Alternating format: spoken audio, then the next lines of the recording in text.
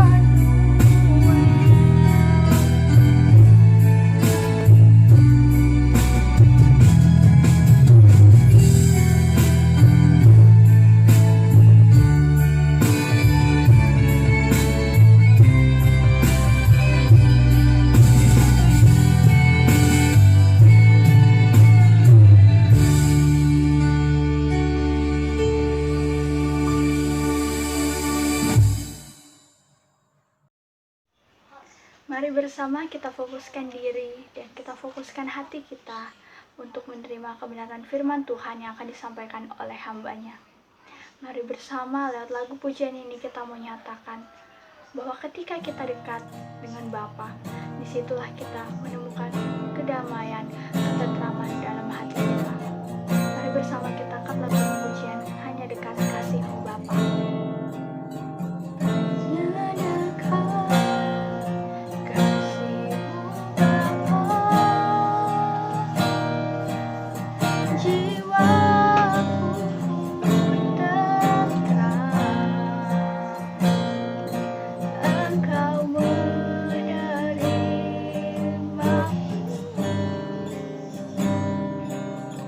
Dengan sepenuhnya,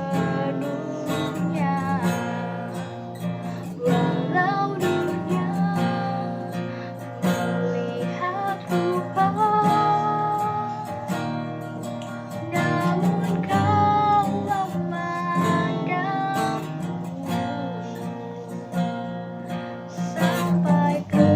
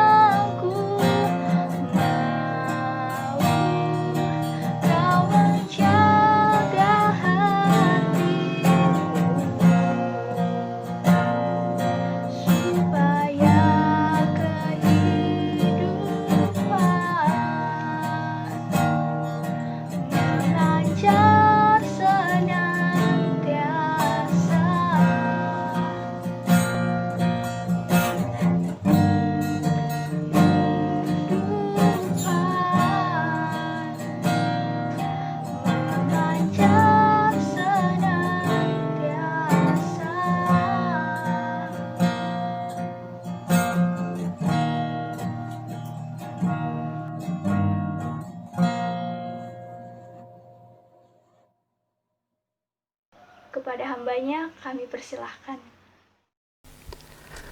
Shalom rekan-rekan yang dikasihi Tuhan, sungguh menjadi satu sukacita kalau saya boleh menjumpai rekan-rekan sekalian yang ada di tempat masing-masing Meskipun ibadah kapel kita selama beberapa bulan ini hanya melalui kanal YouTube, tetapi kiranya itu tidak menyurutkan semangat kita untuk terus datang memuji Tuhan, terlebih merenungkan kebenaran firman Tuhan.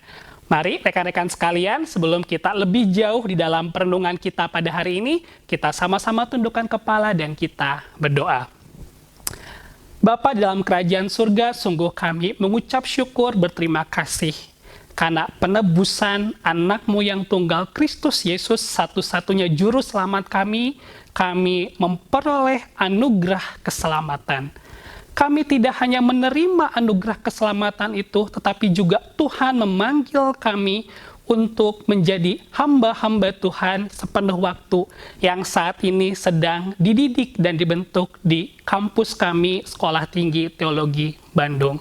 Tuhan, meskipun kondisi kami saat ini tidak ada di kampus, ada di rumah kami masing-masing, namun kiranya ya Tuhan kami boleh sungguh-sungguh menyadari bahwa dimanapun kami berada, ada mata Tuhan yang melihat kami. Biarlah kami terus bertanggung jawab di dalam membentuk kehidupan kami. Tuhan, kami juga berterima kasih kalau pada hari ini Tuhan kembali memberikan kami kesempatan untuk membaca, mendengarkan dan merenungkan kebenaran firman Tuhan. Biarlah firman Tuhan yang akan kami dengarkan boleh sungguh-sungguh menjadi pelita di dalam kehidupan kami, yang menuntun kehidupan kami boleh seturut dengan kehendak Tuhan. Kami serahkan Tuhan, waktu ini hanya ke dalam tangan-Mu, dalam nama Kristus Yesus anak-Mu yang tunggal, kami telah berdoa. Amin. Rekan-rekan yang dikasihi Tuhan, pada hari ini mari kita bersama-sama membuka Alkitab kita dan kita akan membaca satu bagian firman Tuhan dari 2 Tesalonika, pasalnya yang ketiga, ayatnya ke-6 hingga ke-15. Dari 2 Tesalonika, pasalnya yang ketiga, ayatnya ke-6 hingga ke-15. Dan saya akan membacakannya bagi saudara-saudara sekalian. Ayatnya ke-6, tetapi kami berpesan kepadamu, saudara-saudara, dalam nama Tuhan Yesus Kristus, supaya kamu menjauhkan diri dari setiap saudara yang tidak melakukan pekerjaannya dan yang tidak menurut ajaran yang telah kamu terima dari kami. Sebab kamu sendiri tahu bagaimana kamu harus mengikuti teladan kami, karena kami tidak lalai bekerja di antara kamu. Dan tidak makan roti orang dengan percuma, tetapi kami berusaha dan berjerih payah siang malam, supaya jangan menjadi beban bagi siapapun di antara kamu. Bukan karena kami tidak berhak untuk itu, melainkan karena kami mau menjadikan diri kami teladan bagi kamu, supaya kamu ikuti. Sebab juga waktu kami berada di antara kamu, kami memberi peringatan kepadamu, jika seorang tidak mau bekerja, janganlah ia makan. Kami katakan ini karena kami dengar bahwa ada orang yang tidak tertib hidupnya dan tidak bekerja, melainkan sibuk dengan hal-hal yang tidak berguna. Orang-orang yang demikian kami peringati dan nasihati dalam Tuhan Yesus Kristus, supaya mereka tetap tenang melakukan pekerjaannya dan dengan demikian makan makanannya sendiri. Dan kamu saudara-saudara, janganlah jemu berbuat apa yang baik. Jika ada orang yang tidak mau mendengarkan apa yang kami katakan dalam surat ini, tandailah dia dan jangan bergaul dengan dia, supaya ia menjadi malu. Ayat yang 15, tetapi janganlah anggap dia sebagai musuh, tetapi tegurlah dia sebagai seorang saudara. Sedemikian jauh pembacaan kita pada hari ini. Berbahagialah kita yang senantiasa membaca dan merenungkan firman Tuhan, terlebih mereka yang melakukannya. Rekan-rekan yang dikasihi Tuhan, tahun 2005 seorang teolog menulis buku berjudul Skandal Hati Nurani Kaum Injili. Ronald Sider, sang penulis, mengungkapkan bahwa ada begitu banyak skandal yang dilakukan oleh kaum Injili, dan hasilnya sangat mencengangkan. Kaum Injili ternyata melakukan kekerasan dalam rumah tangga, tingkat perceraian semakin lama semakin meningkat, keserakahan, rasisme, bahkan ketidaktaatan seksual. Rekan-rekan yang dikasihi, tentunya hal ini menjadi satu batu sandungan bagi orang-orang yang lain. Ketika orang-orang percaya, khususnya kaum Injili, dipanggil untuk menjadi seorang teladan, ternyata mereka tidak melakukan fungsinya. Rekan-rekan yang dikasihi Tuhan, kalau kita menilik karya dari Ronald Sider tersebut, memang apa yang diungkapkan oleh sang penulis itu adalah satu gambaran yang terjadi di Amerika Serikat. Tetapi bukan sesuatu yang mustahil kalau hal yang sedemikian rupa pun terjadi di antara kita. Bahkan saya pernah membaca sebuah artikel di dalam berita online dikatakan bahwa Indonesia, negara kita, saat ini sedang darurat keteladanan. Indonesia di dalam kondisi krisis keteladanan. Maka rekan-rekan yang dikasihi Tuhan, sebagai orang percaya, kita tidak hanya diajak untuk meneladani kehidupan seseorang yang kita anggap patut untuk kita contoh, tetapi juga rekan-rekan kita dipanggil untuk menjadi teladan. Saya ulangi sekali lagi, sebagai orang percaya, terlebih sebagai mahasiswa teologi, kita tidak hanya diajak untuk meneladani kehidupan seseorang yang kita anggap sebagai contoh, tetapi kita juga dipanggil untuk menjadi teladan bagi orang-orang yang ada di sekitar kita. Maka rekan-rekan, kalau kita perhatikan perikop yang kita baca, Rasul Paulus mengulang kata keteladanan sebanyak 2 kali. Tentunya hal ini menjadi satu topik yang sangat penting untuk kita renungkan dan pelajari bersama-sama. Lantas dari bagian ini, hal apa saja yang ingin diajarkan oleh penulis dari perikop tersebut kepada kita sekalian, khususnya para mahasiswa STTB yang saat ini ada di tempatnya masing-masing. Yang pertama, saudara-saudara yang dikasihi Tuhan, Rasul Paulus ingin mengajarkan kita bahwa kita dipanggil untuk melakukan keteladanan di dalam melakukan tanggung jawab.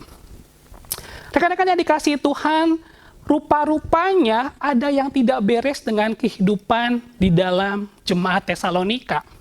Memang kalau kita memperhatikan kehidupan dan dinamika menggereja, tidak senantiasa kehidupan bergereja itu berjalan dengan mulus.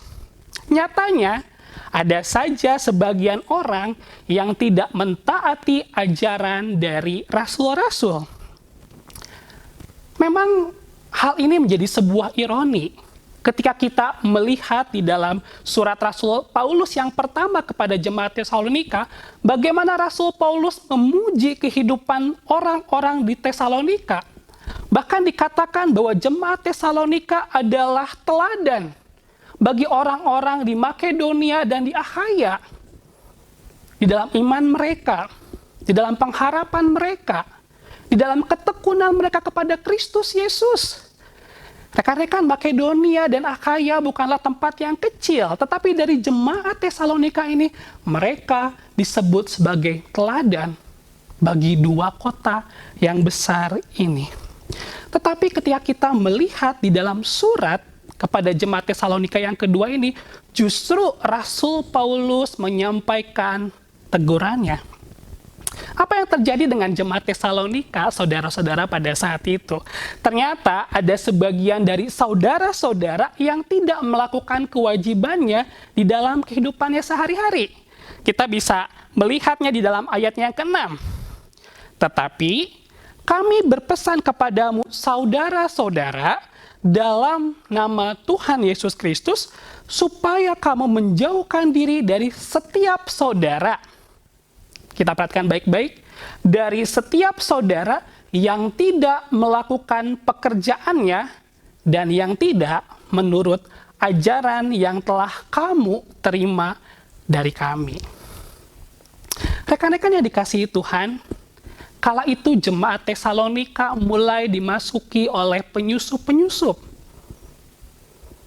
yang memberikan pengajaran yang tidak sesuai dengan apa yang diajarkan oleh Rasul Paulus. Di situ dikatakan bahwa sebentar lagi Tuhan Yesus akan datang untuk kedua kalinya. Maka, kalau Tuhan Yesus akan segera datang untuk kedua kalinya, untuk apa mereka berlelah-lelah bekerja? Untuk apa mereka capek-capek mengisi kehidupannya dengan kebutuhan sehari-hari? Karena Tuhan Yesus sebentar lagi akan datang, seharusnya mereka hanya tinggal di rumah atau mungkin di dalam gereja, berdoa, beribadah, dan melayani Tuhan. Maka kebayang nggak rekan-rekan yang ada di rumah? Kalau ada sebagian jemaat yang memilih tidak melakukan kewajiban sehari-hari di dalam pekerjaan mereka, hanya memilih diam, berdoa, melayani Tuhan, apa yang terjadi? Tentunya mereka tidak bisa memenuhi kebutuhan mereka sendiri. Akhirnya, mereka memanfaatkan belas kasih gereja. Mereka memanfaatkan saudara-saudara seiman mereka. Mereka berharap bahwa gereja akan memenuhi kebutuhan mereka, kebutuhan pangan mereka, kebutuhan makanan mereka. Dan orang-orang yang lain, jemaat Tesalonika yang lain, yang harus menanggung kebutuhan dari orang-orang yang tidak mau bekerja ini. Dan rekan-rekan jangan salah bahwa mereka tidak mau bekerja itu bukan karena mereka kondisi sakit atau pincang, tetapi memang mereka memilih untuk tidak melakukan hal demikian, meskipun di dalam kenyataan kondisi fisik mereka itu baik-baik saja dan sanggup untuk bekerja. Maka Rasul Paulus memberikan sindiran, supaya aku tidak mengambil makanan dari roti orang lain. Rekan-rekan yang dikasihi Tuhan, tentunya hal ini tidak sesuai dengan apa yang diajarkan oleh Rasul Paulus. Sebab mungkin kita pernah mendengar istilah ora et labora, bahwa setiap doa kita, setiap kehidupan spiritualitas kita harus selaras dengan pekerjaan kita, selaras dengan setiap tanggung jawab yang harus kita lakukan. Sehingga rekan-rekan tidak ada alasan bahwa atas nama pelayanan kepada Tuhan kita mengabaikan kewajiban kita sehari-hari, melalaikan tanggung jawab kita sehari-hari. Maka Rasul Paulus mengatakan, sebab kamu sendiri tahu bagaimana kamu harus mengikuti teladan kami. Rasul Paulus memberikan teladan. Karena kami tidak lalai bekerja di antara kamu. Dan tidak makan roti orang dengan percuma, tetapi kami berusaha dan berjerih payah siang dan malam, supaya jangan menjadi beban bagi siapapun di antara kamu. Rekan-rekan yang dikasihi Tuhan, sebagai seorang gembala jemaat, sebagai seorang rasul, memang Rasul Paulus bisa saja tidak memilih pekerjaan, karena kehidupannya ditanggung oleh jemaat yang dilayaninya. Rasul Paulus tidak perlu berjerih lelah untuk sesuatu yang perlu dia makan, karena jemaat yang dilayaninya akan memenuhi kebutuhannya. Tetapi ternyata Rasul Paulus tidak memilih hal yang demikian, karena dia ingin memberikan teladan bagi jemaatnya, supaya jemaatnya tidak malas dan melalaikan tanggung jawabnya. Dan Rasul Paulus terlebih tidak ingin menjadi beban bagi jemaat yang dia layani. Paulus melakukan hal tersebut karena bukan ia merasa bahwa pelayanannya tidak mencukupi kebutuhan sehari-harinya, tetapi karena Rasul Paulus ingin bahwa kehidupannya tidak menjadi batu sandungan bagi setiap jemaat di Tesalonika. Maka rekan-rekan yang dikasihi Tuhan, kalau kita menarik di dalam kehidupan kita sebagai mahasiswa teologi, mungkin rekan-rekan saat ini tidak dituntut untuk bekerja, mencari penghasilan, memenuhi kebutuhannya. Tetapi rekan-rekan, tanggung jawab kehidupan kita sehari-hari tetap harus dilakukan sebagai seorang mahasiswa teologi. Saya cukup bersedih ketika pernah berjumpa dengan seorang rekan sesama mahasiswa teologi pada saat itu, lalu mengatakan bahwa, kuliah mah seadanya aja. Nggak harus terlalu gimana-gimana. Yang penting nilai cukup, lulus. Tidak terlalu harus bekerja keras untuk belajar. Toh juga saya kuliah ada yang bayarin kok, ada yang sponsorin. Bukan keluar dari uang saya sendiri. Atau keluar dari uang orang tua saya. Rekan-rekan yang dikasihi Tuhan, seringkali kita sebagai mahasiswa teologi merasa take it for granted. Menerima begitu saja. Ada yang sponsorin. Dulu mungkin kalau rekan-rekan yang pernah hidup di asrama, tinggal tidur ya rekan-rekan di kasur yang empuk itu. Mau makan tinggal makan. Ada Om Polce yang masak begitu enaknya. Tidak pernah berpikir dari mana kita bisa memperoleh makanan itu. Tetapi ingat rekan-rekan, apa yang kita terima harus kita balas dengan tanggung jawab kita. Bagaimana kita membentuk diri kita. Bagaimana kita belajar dengan sungguh-sungguh. Sebab apa yang kita nikmati selama di seminar itu karena ada tangan-tangan yang digerakkan oleh Tuhan. Menopang studi kita. Gereja-gereja Tuhan. Jangan sampai kita menjadi orang-orang seperti jemaat Tesalonika tadi. Sebagian dari saudara-saudara yang mereka hanya ingin makan.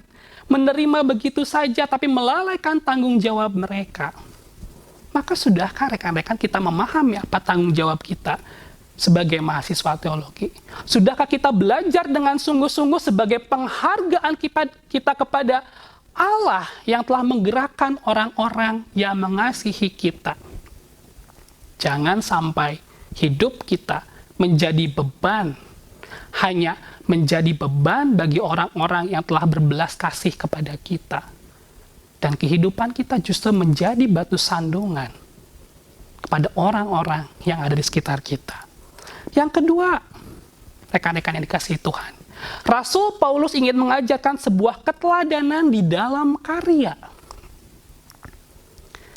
Dalam ayatnya ke-11 kita melihat Rasul Paulus mengatakan, kami katakan ini karena kami dengar bahwa ada orang yang tidak tertib hidupnya dan tidak bekerja, melainkan sibuk dengan hal-hal yang tidak berguna. Rekan-rekan yang dikasihi Tuhan, tentunya bekerja merupakan satu natur dari kehidupan manusia. Tidak ada satupun manusia yang di dalam naturnya hanya rebahan, hanya tiduran gitu ya. Semua kita dipanggil untuk bekerja.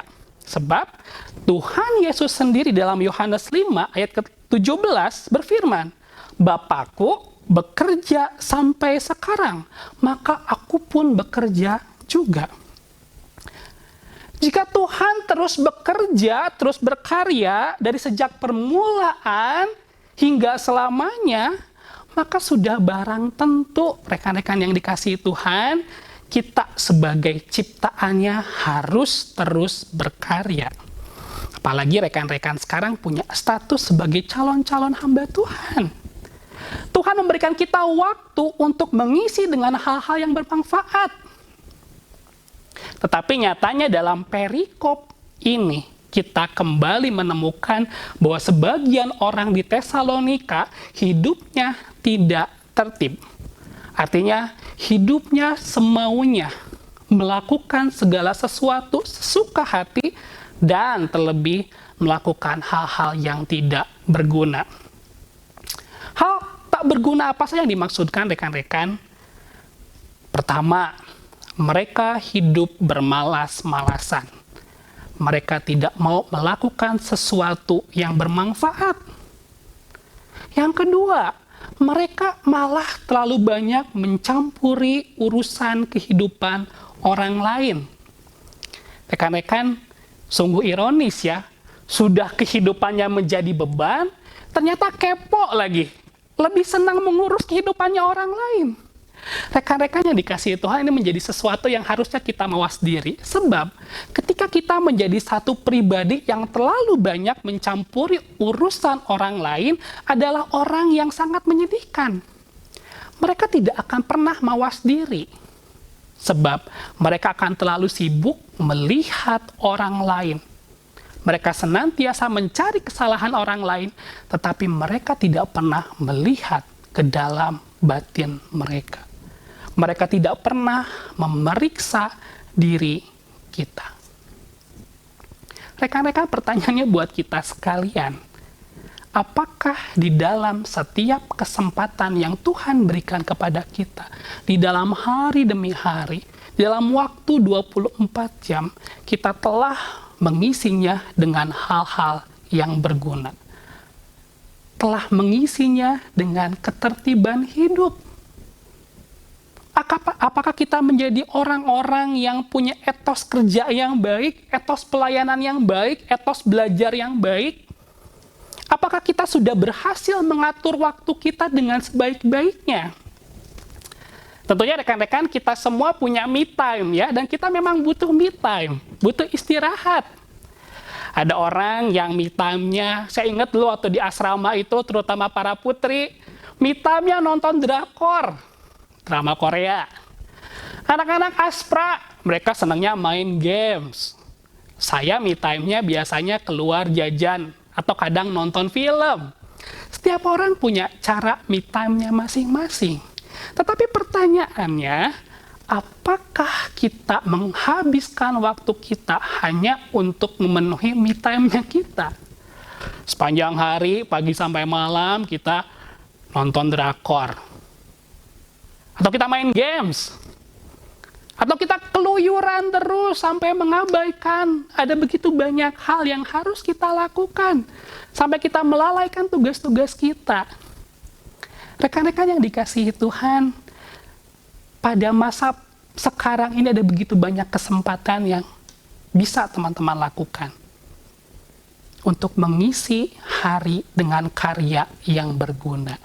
Saya sudah melihat beberapa rekan mahasiswa angkatan 2018, angkatan 2017, mereka mulai bikin podcast, mereka bikin video renungan. Ada yang menulis renungan untuk menjadi berkat bagi orang-orang sekitar. Itu adalah sebuah bentuk karya, bentuk kreativitas dari talenta yang telah Tuhan percayakan kepada kita, supaya kehidupan kita terus berdampak. Rekan-rekan, isilah waktu yang dipercayakan oleh Tuhan dengan sebuah karya. Dan jangan hidup dengan tidak tertib. Apalagi kita malas dan tidak menggunakan waktu sebaik-baiknya. Yang terakhir rekan-rekan, yang ingin diajarkan oleh Rasul Paulus adalah keteladanan dalam berbuat baik. Rekan-rekan sekarang ada di rumahnya masing-masing. Tidak hidup di balik tembok asrama. Tidak hidup di dalam lingkungan Trimulya yang semuanya tembok. Tetapi rekan-rekan ada di dalam ladang yang nyata. Di dalam satu ladang praktik yang nyata.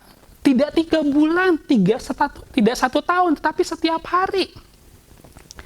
Maka rekan-rekan, ketika rekan-rekan saat ini ada di dalam lingkungan rumah, lingkungan jemaat gereja, lingkungan masyarakat, orang-orang sudah melihat bagaimana kehidupan rekan-rekan sehari-hari. Dan Rasul Paulus mengajak kita untuk tidak jemu-jemu berbuat baik. Ada begitu banyak perbuatan baik yang sudah diajarkan di dalam firman Tuhan. Ada banyak perbuatan baik yang diajarkan dalam perikop kita saat ini. Bagaimana kita bertanggung jawab, bagaimana kita mengatur waktu dengan baik, bagaimana kita tidak pernah berhenti berkarya untuk kemuliaan Tuhan. Tetapi rekan-rekan, maukah rekan-rekan menggunakan kesempatan itu? Di bagian terakhir Rasul Paulus berkata, dan kamu saudara-saudara, janganlah jemu-jemu berbuat baik. Jika ada orang yang tidak mau mendengarkan apa yang kami katakan dalam surat ini, tandailah dia dan jangan bergaul dengan dia supaya ia menjadi malu. Tetapi janganlah anggap dia sebagai musuh, tetapi tegurlah dia sebagai seorang saudara. Perbuatan baik yang bisa kita lakukan juga ketika kita melihat mungkin di dalam lingkungan keluarga kita, lingkungan gereja kita, lingkungan masyarakat kita, ada sesuatu hal yang tidak sesuai dengan keinginan Tuhan. Maka marilah kita juga menegur mereka, mengingatkan mereka. Tetapi jangan menganggap mereka sebagai musuh, tetapi tegurlah mereka sebagai seorang saudara. Maka rekan-rekan akan menjadi seorang mahasiswa STTB yang boleh berdampak di lingkungan rekan-rekan saat ini berada di tempatnya masing-masing. Mungkin para dosen tidak melihat rekan-rekan kehidupannya seperti apa. Rekan-rekan tidak di asrama, tidak ada yang mencatat bagaimana perilaku rekan-rekan, tetapi Allah mengetahui setiap perbuatan yang rekan-rekan lakukan. Marilah seperti Rasul Paulus, dia menjadikan dirinya sebagai teladan. Dan kita sebagai mahasiswa STTB juga menjadikan diri kita teladan kepada orang-orang di sekitar kita. Sehingga kita bukan menjadi batu sandungan, tetapi kita menjadi orang-orang yang berdampak dan memuliakan nama Tuhan. Mari kita tundukkan kepala, kita berdoa. Tuhan, terima kasih karena melalui kebenaran firman Tuhan yang boleh kami dengarkan pada hari ini, kami kembali diingatkan bahwa kami dipanggil untuk menjadi teladan bagi orang-orang di sekitar kami. Biarlah ya Tuhan, ketika orang melihat kami sebagai orang percaya, sebagai calon-calon hamba Tuhan, kami bisa menjadi teladan di dalam kami, melakukan tanggung jawab keseharian kami. Kami menjadi teladan di dalam karya kami, mengisi hari-hari kami dengan hal-hal yang berguna. Dan kami tidak mengisinya dengan kemalasan dan hidup tidak tertib. Tuhan, kami juga mau mengisi hari-hari kami dengan perbuatan baik, dengan tanpa jemu-jemu. Meskipun mungkin orang tidak menghargai perbuatan baik yang kami lakukan, tetapi kami terus mau melakukannya demi kemuliaan nama Tuhan. Biarlah Tuhan firman yang kami dengarkan pada hari ini boleh hidup dalam kehidupan kami. Dan kata-kata hamba-Mu sudah selesai, tapi firman-Mu biarlah terus menerangi kehidupan kami. Dalam nama Kristus Yesus kami telah berdoa. Amin. Tuhan Yesus memberkati. Terima kasih kepada hambanya Kak Yogi yang telah menyampaikan kebenaran firman Tuhan pada hari ini. Kiranya Kak Yogi terus diberkati dan menjadi berkat bagi banyak orang. Tuhan yang akan berkati pelayanan Kak Yogi. Kiranya melalui firman ini, kita kembali diingatkan untuk ingat bahwa setiap kita orang percaya dipanggil untuk menjadi teladan yang baik dalam pikiran, tindakan, dan perkataan kita, di mana kita mencerminkan Kristus di dalam kehidupan kita. Shalom, Tuhan Yesus memberkati kita semua. Amin.